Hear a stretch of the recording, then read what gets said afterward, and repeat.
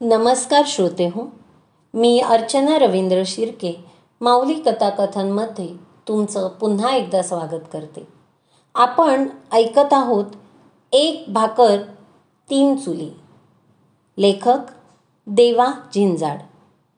पालथ्या तांब्याची काळजी. फक्त 300 उंबऱ्याच्या घारखिंडी गावात पोहोचल्यावर भल्या मोठ्या पिंपळाखाली काळ्या खेटरी कौलाचं घर लांबूनच पारूला दाखवताना रामाच्या चेहऱ्यावरचा आनंद ओसंडून वाहू लागला. तिनंही त्याचं मन जाणून आनंदानं मान डोलवली. पूर्वेकडे तोंड करून त्याच्या चुलत्यांच्या घराच्या लाईनीत एकदम मधलं घर त्याचं होतं. आजूबाजूला न पाहता पारू खाली मान घालून लाजत बुजत चालत होती. नव्या जोडीला पाहून माणसं कुजबुजत होती. रामानं माणसांना रामराम घेतले, पण माणसांचं मात्र त्याच्या रामरामाकडं अजिबात लक्ष नव्हतं.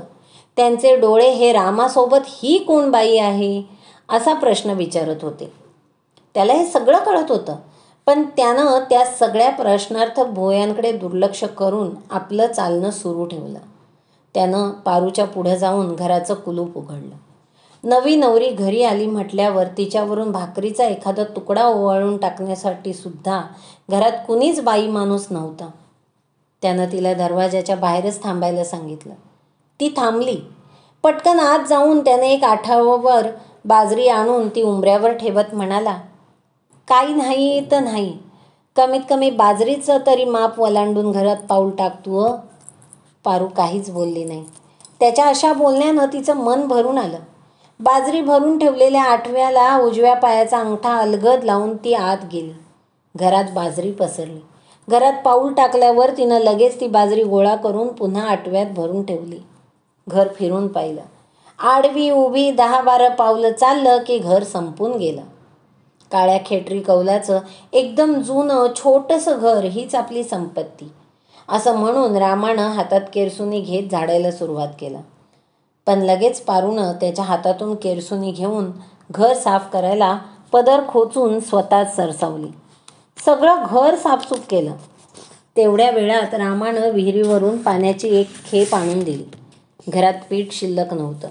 तिने पटकन 2 वेळेपुरतं जात्यावर दळून काढलं. संध्याकाळ झाली. नव्या संसाराचा पहिला दिवा नव्या नवरीनं लावला. चिमणीच्या पाया पडली. चिमणीनं उजेडाचा आशीर्वाद दिला. दोघींचाही चेहरा उजळला. पिंपळाच्या पानांची सळसळ चिमणीच्या ज्योतीच्या सुखात भर घालू लागली. नव्या संसारातल्या जुन्या चुलीला हळद कुंकू लावून पुजली. चूल पेटवली. काठवटीतल्या भाकरी थापण्याच्या आवाजाला अळकुठीहून येताना भरलेल्या हिरव्या बांगड्यांचा आवाज साथ देऊ लागला. बऱ्याच वर्षांनी घरात बांगड्यांचा आवाज आल्यानं शेजारी भाऊबंदात कुजबूज वाढली. भाकरी झाल्या. खोबऱ्याचा खळगोट केला. दोघंही तृप्त मनानं जेवले.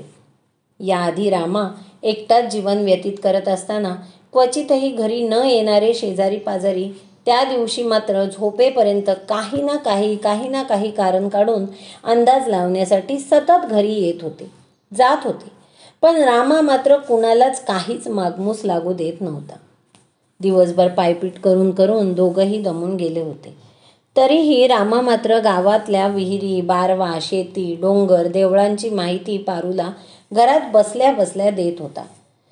काय सांगू आणि काय नको असं त्याच्या जीवाला झालं होतं. पारूला गावातल्या सगळ्या गोष्टी पटकन समजाव्यात ह्यासाठी त्याचं मन अधीर झालं होतं. ही गोष्ट तिच्या लक्षात आल्यानं तीच त्याला म्हणाली, अव गाव कुठं पळून चाललंय होय, आणि म्या बी कुठं चाललीय पळून. दिवसा उजेडी दाखवा मला समद गाव. झोपते आता म्या, आणि तुम्ही बी झोपा. त्याच्या लक्षात आलं की आपण उतावळे झालो आहोत. त्यानेही धरणीला अंग लावलं. तो काहीतरी कारण काढून पुन्हा पुन्हा नवनवीन विषय काढून तिच्याशी बोलायचा प्रयत्न करत होता. पारू त्याला उत्तर देत राहिली. शेवटी तिला झोप लागल्यानं तिचा प्रतिसाद हळूहळू कमी झाला. हे समजल्यावर तोही झोपी गेला. खरं तर एवढ्या उतारवयात बायको मिळणं आणि तीही एवढी देखणी हीच त्याच्यासाठी फार मोठी आनंदाची गोष्ट होती. त्यामुळे त्याचा आनंद गगनात मावत नव्हता. तिच्यासाठी काय करू आणि काय नाही अशी त्याची अवस्था झाली होती. पारू नेहमीप्रमाणे भल्या पहाट उठून जात्यावर बसून दळू लागली. तिच्या जात्यावरच्या ओव्यांनी त्याला जाग आली. लेकरांच्या आठवणीनं तिचा दिवस उगवत होता आणि मावळत होता. पण माय लेकरांची गाठभेट होत नव्हती. सगळ्या गावात उजेड पेरत सूर्य एकारल्या डोंगराच्या वर डोकं काढू लागला. पाखरांनी घरटी सोडली. पंख पसरवून चिमचिमणाऱ्या चाऱ्याच्या शोधात इवले इवले जीव आभाळात झेपावले. दोघंही पाण्याला निघाले. पारूला विहीर माहिती नसल्यानं तो तिच्यासोबत चालला होता. मळ्याच्या विहिरीवर दोघंही पोचले. विहिरीवर बाया पाणी ओढताना पारूकडे पाहून कुजबुजू लागल्या. लक्ष्मीबाई विचारलं, काय रे रामाप्पा, पाहुणी कोण म्हणायची ही? जिजे, माई बायको आहे पारू, एकदम मंदस्मित करत तो उतरला. अगं बाई, झ्याक आहे की र? लक्ष्मीबाई भरलेली बादली हांड्यात ओतताना उद्गारली. ही नवीन बातमी ऐकून तिथल्या सगळ्या बायकांनी ही खबर गावच्या ह्या टोकापासून त्या टोकापर्यंत वाऱ्याच्या वेगापेक्षा जास्त वेगानं पसरवली. शेजारपाजारच्या बायका घरात येऊन बसू लागल्या. पारूशी विनाकारण बोलू लागल्या. माहेर कुठलं, एवढ्या उशिरा कसं काय लगीन झालं, पहिला नवरा होता का नाही, असं काही बाई विचारू लागल्या. ओळखी पाळकी काढू लागल्या. पारूला अवघडल्यासारखं होऊ लागलं. ती धातूर मातूर उत्तरं देऊन वेळ मारून नेऊ लागली. रामाचे चुलत भाऊ मात्र सगळं लांबूनच बघून अंदाज घेत होते. लग्न झालं तेव्हा रामाचं वय 57 होऊन गेलं होतं आणि पारूचं वय 40 होतं. त्यामुळं गावात त्याच्या लग्नाची जोरदार चर्चा सुरू होती. गावात जाऊन विठ्ठल रखुमाईच्या पाया पडल्यावर तुकाराम, विष्णूबुवा, धनाजी ही रामाची मित्रमंडळी त्याला चिडवू लागली. तंबाखूचा विडा मळत तुकाराम एकदम हसतच टापा झोडू लागला. काय रे विष्णू, राम्याला पोरस्वार नाही झालं, पण बायका मात्र लई देखण्या मिळत गेल्या बरं का, ह्याला आज पतूर. हे ऐकून रामाला थोडं वाईट वाटलं. तरीही त्यानं धोत्राचा सोगा हातात घेऊन देवळासमोर काढलेली चप्पल घालून निघायला लागला. इतक्यात विष्णूनंही त्याला डिवचला. त्या तुक्याचं नको म्हणाव घेऊ मला लई, पण मला सांग, त्वा नैतरपणात तुला 2 बायका केल्या तरी बी तुला लेकरू बाळ झालं नाही. आता तो तुला जेवल्याला उठवाना आणि खायला ही ब्यात करून आणली र तुझ्या घरात. विष्णू, अरे म्या तरी लगीन करून आणली आहे र, तू यासारखे ठेवले तर नाहीत ना. आणि राहिली गोष्ट लेकराची, ते काय झालं तर झालं, लेकरू नाहीत माया म्हातारपणाची काठी तर होईन ना ती. सहसा न चिडणारा रामा थोडासा चिडूनच बोलला. अरे मसनत गौऱ्या गेला आता आपल्या, आपुनी एका वर्गातले, आमची नातवंड लग्नाला आली आणि तू काय अजून बायकू खेळतोय र येड्या. तुकारामनं तोंडातला तंबाखूचा विडा बाहेर फेकत चिडव. असू दे र, तुम्ही मला बोला काय बी, तुमचा अधिकार हाय मला बोलायचा, मला काही फरक नाही पडत. बोला काय बोलायचं ते बोला, त्यानं संयमितपणे उत्तर दिलं. ही सगळी वायफळ बडबड त्यानं घरी येऊन पारूला सांगितली. तिनंही त्यांच्याकडे लक्ष देऊ नका असं सांगितलं. तिचा समजूतदारपणा त्याच्या जगण्याचं बळ वाढवत होता. सगळं घर तिनं तिच्या मनासारखं लावून घेतलं. उभ्या भिंती पांढऱ्या मातीनं सारवून लख्ख केल्या. भुई सारवली. दुसरा दिवसही असाच गेला. तिसऱ्या दिवसापासून रामानं पारूची शेजारी पाजारी ओळख करून दिली. ती सगळ्यांच्या पाया पडली. चुलत जाऊ घालून पाडून बोलू लागली, तरी पारूनं ऐकून घेतलं. चेहऱ्यानं ती सगळ्यांना ओळखू लागली. नाव आणि स्वभाव हळूहळू परिचयाचे होऊ लागले. दोघंही रोजानं लोकांच्या शेतात कामाला जाऊ लागले. मोलमजुरी करून पोट भरू लागले. रामा तिचा शब्द झेलू लागला. ती सांगल ती पूर्व दिशा असं वागू लागला. तिलाही या गोष्टीचं वाईट वाटायचं की नवरा नवऱ्यासारखा रुबाब का बरं करत नसावा. एवढं प्रेम, एवढी माया 2 नंबरचा नवरा शहाजी गेल्यानंतर तिच्या वाट्याला आलंच नव्हतं. त्यामुळं तिचा जीव त्याच्या वागण्यानं हुरळून जाई. मधला 4 वर्षांचा खडतळ काळ बाजूला जाऊन तिच्या जीवनात चांगले दिवस आले होते. सुखाचा शिडकावा होत होता. ती जीव ओतून काम करत होती. पैशाला पैसा जोडत होती. सगळं गाव कुटाळक्या करत होतं. बाईच्या बाबतीत जितका वाईट विचार करता येईल तितका वाईट विचार करत होतं. 2 बायका केल्या, पण राम्याला पोर झालं नाही. आणि आता म्हातारपणी हा काय दिवा लावणार आहे. हा कवा ह्याच्या तरण्या बायकोला खुश करायचा काय माहिती. नाही तर ह्याची बायको वयाची लोकाचीच धन. असं काही बाई म्हणून रामाची टिंगल करणारी मंडळी सूर्य मावळेपर्यंत भेटलीच नाहीत असं होतच नव्हतं. तो त्यांच्या बोलण्याकडे दुर्लक्ष करत होता. पारू त्याच्यापेक्षा तरुण होती, दिसायलाही सुंदर होती. त्यामुळं तिच्याकडं अनेक पुरुष वाईट नजरेने बघत. त्याला ह्याचं खूप वाईट वाटायचं. त्यामुळे जिकडं तिकडं शक्य होईल तिकडं तिकडं तो सावलीसारखा तिच्यासोबत राहायचा. एक दिवस त्याचा चुलत भाऊ कोंडीबा वैरण तोडताना टोमणे देऊ लागला. राम्या, हे र काय, तू या गुडघ्याच्या वाट्या वाजायला लागल्या आता, आणि तुला काय थेरं सुचलंय? बरं, आणली तर आणली, 4 पोरावाली निम्म्या वयाची बाई करून आणली तुला घरात. सगळ्या भाऊबंदात नाक कापलं तू आमचं. लाजबीज काय वाटते का नाही तुला काही?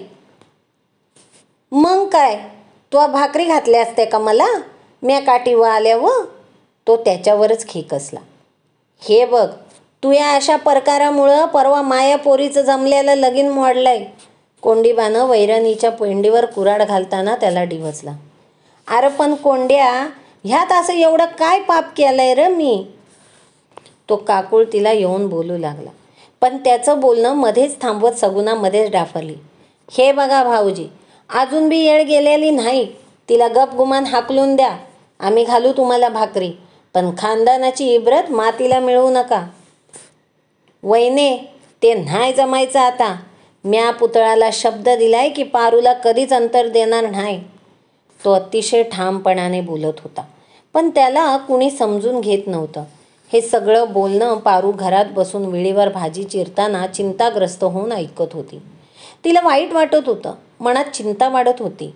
ह्याही घरातून जर आपल्याला भाऊबंधांमुळेच पुन्हा संसार मोडावा लागला तर काय करायचं, ह्या विचारांनी ती काळजी करीत होती. तेवढ्यात रामा घरात आला, पण ती जास्तीच खाली मान घालून भाजी चिरत राहिली. त्याच्या रागाचा पारा थोडा चढलेलाच होता. एरवी तो जास्त भुनभुन करत नसायचा, पण घरात आल्यापासून त्याची चिडचिड आणि बडबड सुरूच होती. तो म्हणू लागला, याडपट लोक आहेत सगळी, तोंडाला येईल ते बघत्यात.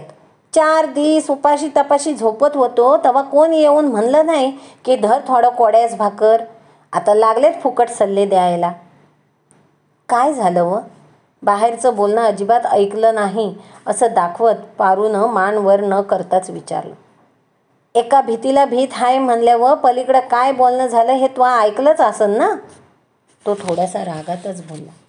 व्हय, ऐकलं ना. तुम्ही कायाला मनाव घेता त्याचं? तिनं समजावलं. मी कायाला घेतोय मनाव, पण माया मागं ह्यांनी तुला कोणी त्रास नको द्याय ह्याची काळजी वाटते ना मला. मडक्यात शिजायला टाकलेल्या भाजीचा चर्र असा आवाज आला आणि पारूच्याही काळजात तशा त्याच्या बोलण्यानं चर्र झालं. तिनं थोड्याशा हळव्या आवाजातच विचारलं, तुमच्या मागं म्हणजे?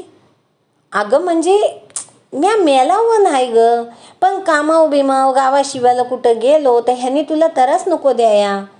त्यानं बोलण्यातली चूक पटकन सावरली. दोघातला संवाद वाढत होता. एकमेकांना समजून घेणं सुरू होतं. काही महिन्यांनी गाडीलगावला जाऊन थोरल्या भावाच्या घरून त्यानं आईला घरी आणलं. त्याची आईसुद्धा चांगली सून मिळाली म्हणून आनंदी होती. रामा घरी नसताना पारूला चांगली सोबत आणि आधार मिळाला. पारूचं आणि तिचा मायलेकीसारखं जमत होतं. दोघी एकमेकींना जपत होत्या. पारू पहाटच दळायला उठली की दोघीही गप्पा मारत काम करायला सुरुवात करायच्या. सगळं गाव हळूहळू समजू लागलं होतं. वावरातला वावर तर पहिल्या दिवसापासून सुरू झाला होता.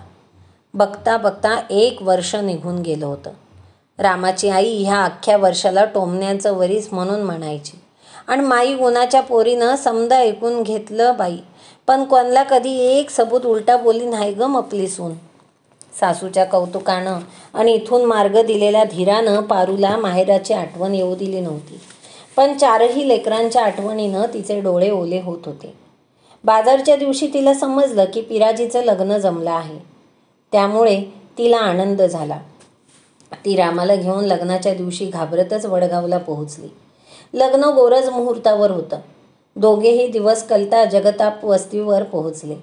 लहानूबाईनं आईला ओळखलं. ती जवळ येऊन आईला बिलगली.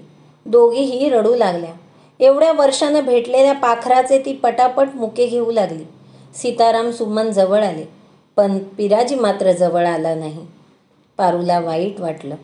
पारू तिथंच गेल्याची खबर नरप्याला लागल्यानं त्यानं 4 माणसं घेऊन रामासहित पारूला वस्तीवरून दम देऊन हाकलून लावलं. लेकाच्या अंगावर अक्षता टाकता येणार नाही म्हणून पारू पुन्हा पुन्हा विनवण्या करू लागली, पण तिचं कुणीच ऐकून घेतलं नाही. त्यामुळे ती अंधार पडायची वाट पाहत बसली. अंधार पडल्यावर लग्न लागेल म्हणून लग्नाच्या मांडवाच्या जवळच्या एका कडुलिंबाच्या झाडावर ती चढून बसली. तिथूनच तिनं पिराजीला आशीर्वाद दिला. अक्षता नव्हत्या म्हणून लिंबोळ्या तोडून तिनं मंडपाच्या दिशेनं फेकल्या. रामाला तिच्यातल्या आईची तगमग कळत होती, पण त्याचाही नाईलाज होता. झाडावरून उतरून पारू व रामा रांधे गावात येऊन रामाच्या मावस भावाच्या घरी मुक्काम करून दुसऱ्या दिवशी घरी परतली. ती बरेच दिवस हळहळत राहिली. हक्काची पोरं परकी झाली होतीच, परंतु पारूनं 3रं लग्न केल्याची खबर माहेरी पोहोचल्यामुळं माहेरच्या चुलत्यांनी माहेरचा रस्ताही तिच्यासाठी कायमचा बंद करून टाकला होता. तुळसा आणि बाळशीरामलाही वाळीत टाकलं होतं. लग्न होऊन 2 वर्ष सुरू झाल्यावर मात्र नव्या नवरीला पॉरसार कधी होणार म्हणून सगळीकडून तिला आणि रामाला घालून पाडून बोलणी बसायला लागली.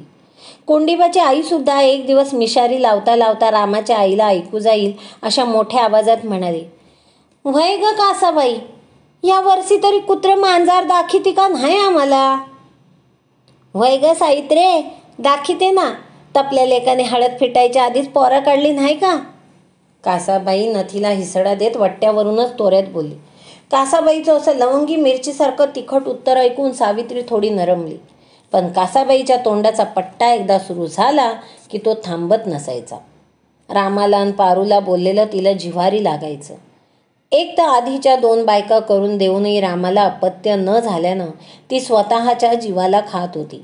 त्याच्या आधीच्याही 2 बायकांना असाच मानसिक त्रास देऊन ह्या भाऊबंधांनी पळवून लावलं होतं. आता आयुष्याच्या शेवटाला पारूच्या रूपानं तिच्या मनात वंशाचा दिवा पेटू पाहत होता. त्यामुळे ती जास्त हळवी आणि चिडचिडी झाली होती. त्यात भाऊबंध जर असे हिला त्रास द्यायला लागले तर पारूही निघून जाईल अशी तिला भीती वाटत होती. त्यामुळे तिला काळजी वाटत राही.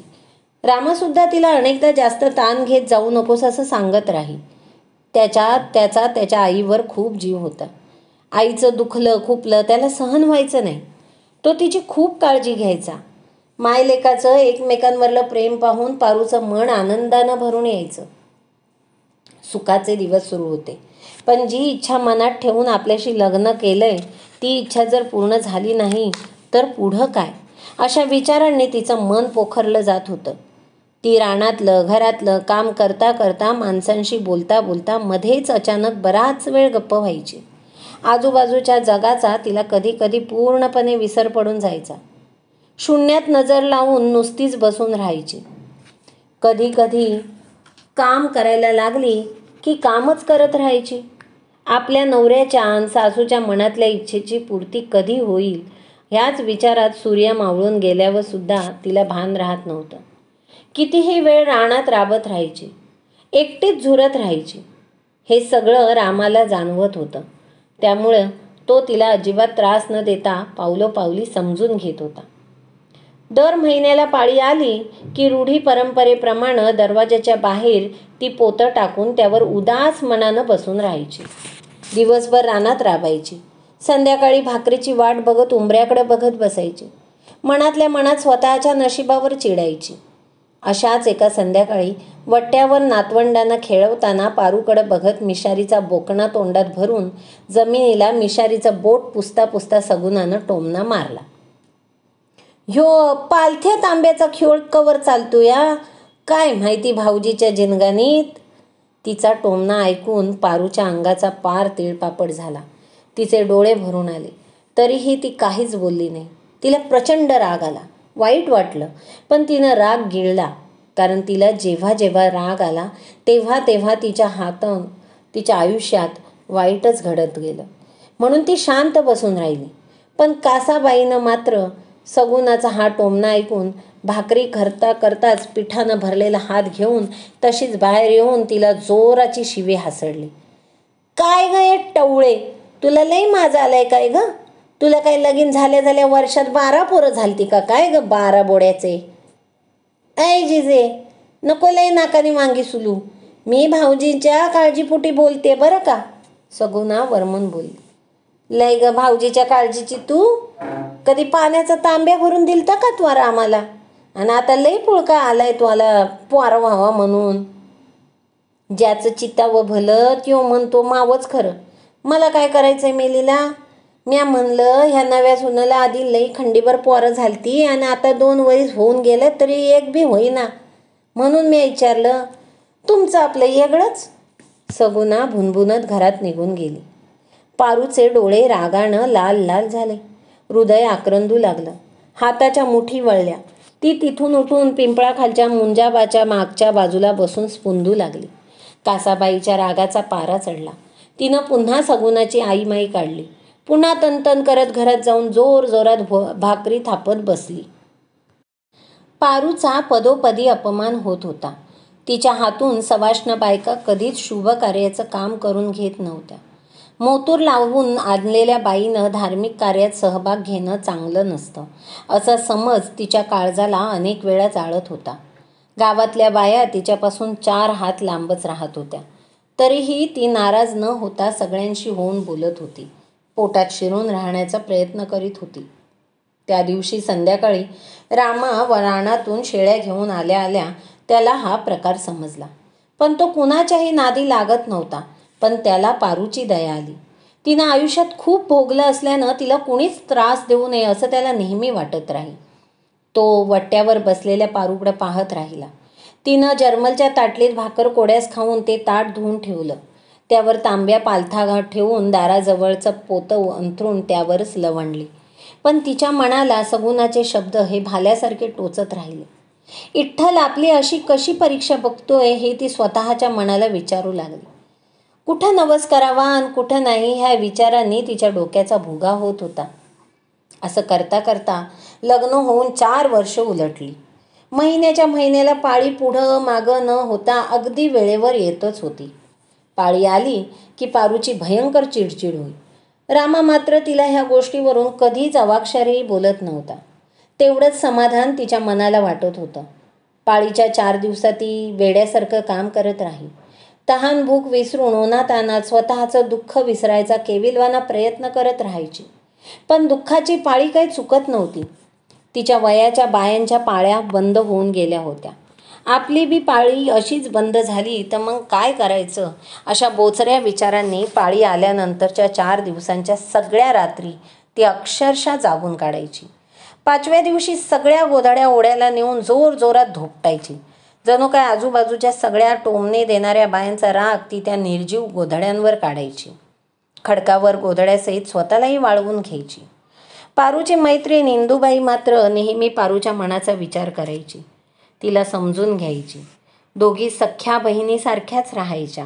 अशाच एका महिन्याच्या पाळीच्या 5व्या दिवशी ओढ्यावर धुणं धुवायला गेल्यावर वाळलेल्या गोधड्या गोळा करता करता इंदूबाई पारूला म्हणाली, पारू, अगं होईल भले सगळं बैद्वार, नको लई सनिताप करून घेऊ जीवाला. नाही ग इंदू, एक तर मपल्या जिनगानीचं आधीच मातेरं झालंय आणि त्यात आता बी तसेच दिस पुण्यांदा मपल्या वाट्याला आले म्हणजे. पारू हळवी होऊन बोलत होती.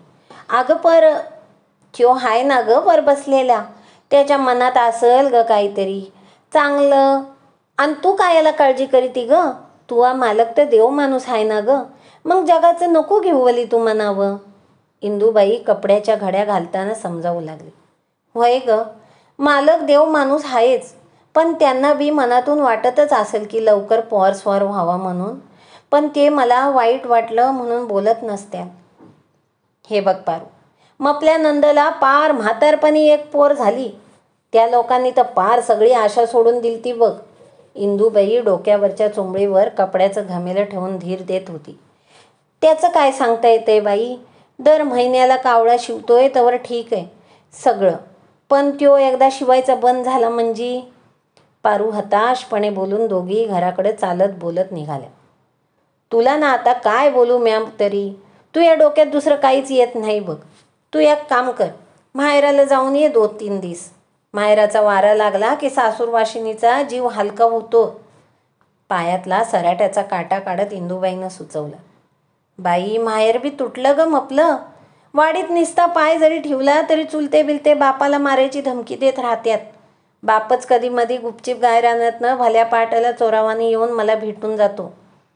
पारू घाईवरून सांगत होती. लई बाई तुझ्या जीवाची परवड ग, पण तपलं लई चांगलं होईल वली, ध्यानात ठेव. इंदूबाई समजुतीच्या स्वरात म्हणाली. मस्त चांगलं होतं ग बाई मपलं, पण कुकू पुसलं आणि सगळं सुख पाचोळ्यासारखं उडून गेलं ग. लहान आली मोठाली लेकरं बी उघड्यावर पडली. मला बी गणगणा फिरावा लागलं. आता मपल्या नशिबाने पुन्हा देव माणूस भेटला तर त्याच्या वसाचा दिवा माया जीवाकून पेटाना. पारू हताशपणे बोलत होती आणि इंदू तिला धीर देत चालली होती.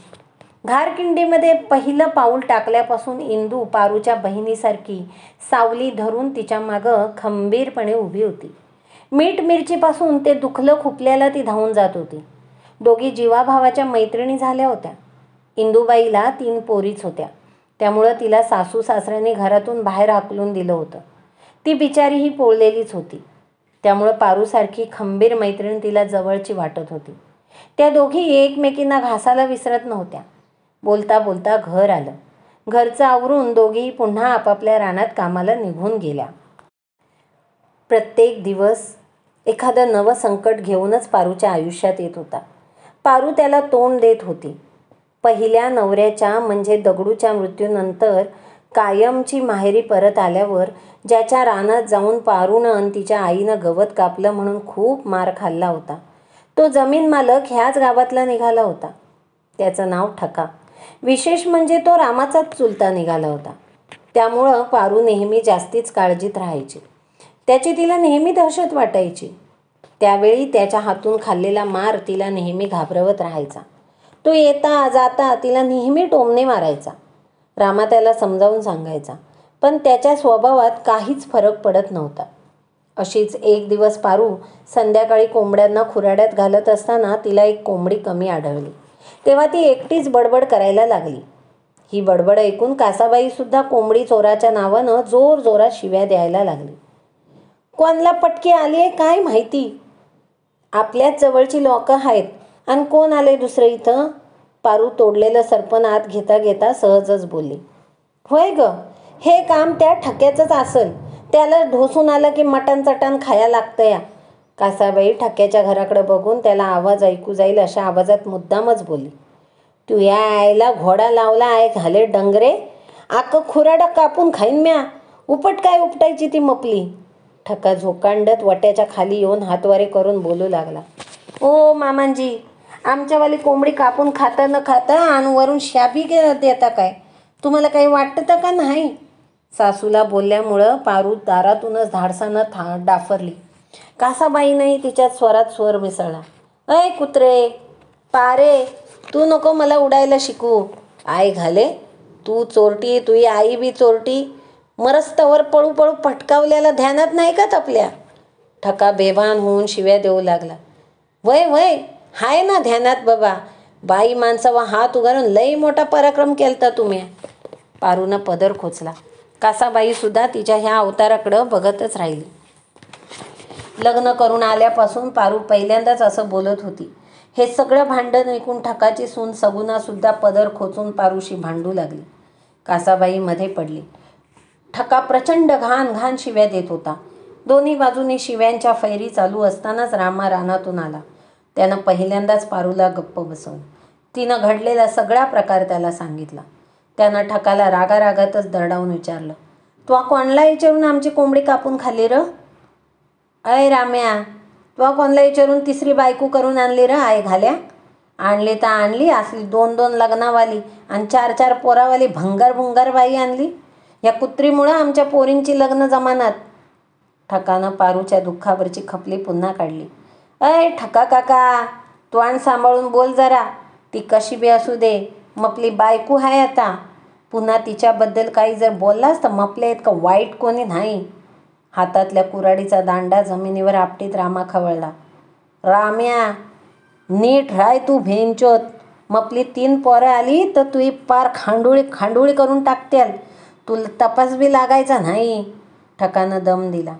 अय मूत ढोसून नको रुबाब करू. निघ आता मपल्या घरामोरून नाही तर. वट्ट्याच्या खाली उतरून रामा त्याच्यावर धावून जात खेकसला. पारूनं त्याला अडवलं. कासाबाईनं त्याला घरात यायला सांगितलं. त्याला बकू दे, काय बकायचं तेवढं. त्याला आहेत 3 पोरं, तू इथं एकटा. थोरला तिकडं गाडीला गावला. काही झालं तर कोण यायचं धावून इथं तपल्या मत्तीला. जाऊ दे, मरून दे, नको नादी लागू त्या लांडग्यांच्या. कासाबाई त्याचं मनगट धरत त्याला समजावत बोलली.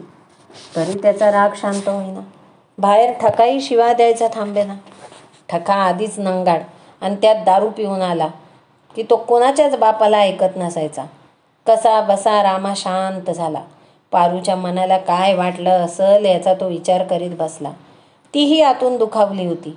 जुन्या आठवणींनी बंबाळ झाली होती. एकमेकांची समजूत घालत घास कुटका खाऊन सगळी झोपली.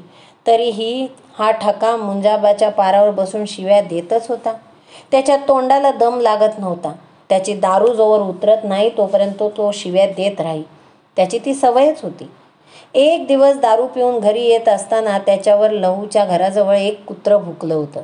तेव्हा त्या कुत्र्याला तो पाठपर्यंत शिव्या देत होता. अशा विक्षिप्त माणसाच्या कुणीच नादी लागत नव्हतं. पारूच्या आयुष्यात भाऊबंद आणि संकट यांची अभद्र युती झालीच होती. हा ससेमिरा कधी संपेल ह्याच चिंतेत ती आला दिवस ढकलत होती. लग्न होऊन 4थं वर्ष लागलं होतं. तरीही रामा कधीच पारूला अपत्यावरून काहीच बोलत नव्हता. इयत्ता 6वी शिक्षण झालेला रामा काही दिवस माथाडीमध्ये कामाला होता. त्यानंतर तो गावी येऊन पाटावरच्या साहेबाच्या हाताखाली सुद्धा काम करत होता. त्यामुळे लिहिता वाचता येणारा माणूस म्हणून त्याला समाजात चांगला मानही होता. पंचांग पाहून मुहूर्त सांगणं, नावरस काढणं, नक्षत्र सांगणं इत्यादी सगळी कामं तो विनामूल्य करायचा. हे सगळं सांगणारा बामण गावात नसल्यानं त्याच्याकडं माणसं मोठ्या आशेनं यायची. अशाच एका सकाळी पारू वट्टा सारवत असताना एकजण घरी आला. हातावर पेड्याचा तुकडा ठेवत म्हणाला, आप्पा घ्या पेढा, 4 पोरीवर योग झालाय मला. अरे वा वा, मारुतीरायाचीच कृपा र इट्टला. तो पंचांगाचं पान पलटता पलटता आनंदून म्हणाला, होय रे आप्पा, मी आता म्हणलं मपला बी वस बुडतो काय नो तपल्यासारखा. इठ्ठल सहज बोलून गेला. हे ऐकून बाहेर सारवत असणारी पारू मनातल्या मनात म्हणाली, हा मुर्दा नावरस बघायला आलाय का मपल्या नवऱ्याला खिजवायला आलाय. रामाई त्याच्यावर डाफरला, इट्टल तुला पोर झालं ह्याचा आनंद झाला ना मला, का दुःख झालं र. मग तू काय याला बाकीचं उपनेत बसितो इथं. राम थोड्यासा त्रासिक स्वरातच म्हणाला, अरे आप्पा मला तसं नव्हतं म्हणायचं, मी आपलं सहज बोलून गेलो र. इट्टल थोडा चपापून स्पष्टीकरण देऊ लागला. त्यानं त्याच्या बोलण्याकडे दुर्लक्ष करत नावरस सांगून त्याला जायला सांगितलं. कासाबाईनंही त्याला शिव्यांची लाखोली वाहिली. थोरल्या लेकाला 5 अपत्य झाली, पण धाकट्याला 3 बायका करूनही काहीच न झाल्यानं कासाबाईला खूप वाईट वाटत होतं. लेकाला वाईट वाटू नये म्हणून ती हे बोलून मात्र कधीच दाखवत नव्हती. पारूला तर आधीच्या नवऱ्यापासून मुलं झालेली असल्यानं तिची बिचारीची काहीच चूक नाही याची जाणीव तिला एक स्त्री म्हणून होत होती. म्हणून ती पारूलाही अजिबात दोष देत नव्हती किंवा तिला कधी टोमणेसुद्धा मारत नव्हती.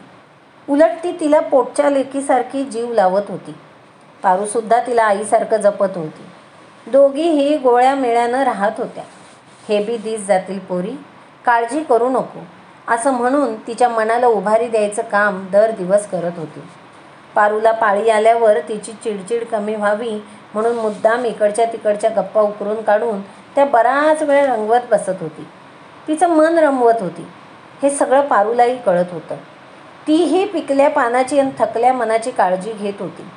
एकमेकींना त्रास होऊ नये म्हणून सासू सुना एकमेकींच्या भावनांचा आदर करत होत्या. बाई बाईला समजून घेत होती.